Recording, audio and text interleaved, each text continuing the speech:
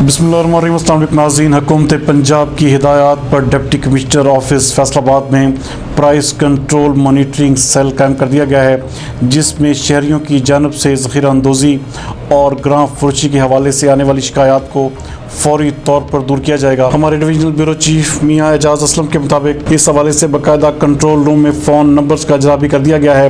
Control room 2 شفٹوں میں کام کرے گا۔ پہلی شفٹ صبح 9 بجے سے دوپہر 2 بجے تک، جبکہ دوسری شفٹ دوپہر 2 بجے سے لے کر شام 5 بجے تک کام کرے گی۔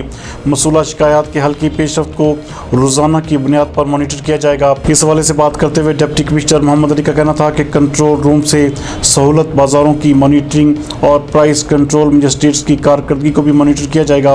کنٹرول روم میں تعینات افسران اور ملازمین فیلڈ میں موجود پرائس کنٹرول مجسٹریٹس کو فوری طور پر شکایات کو حل کرنے کے لیے آگاہ کریں گے۔ ان کا مزید کہنا تھا کہ ضلع بھر میں شہریوں کو اشیاء ضروریہ سرکاری نرخوں پر فراہم کرنے کے لیے 22 سہولت بازار قائم کیے گئے ہیں، جبکہ 30 فیئر پرائس شاپس پر بھی اشیاء خوردنوش کنٹرول قیمتوں پر دستیاب ہیں۔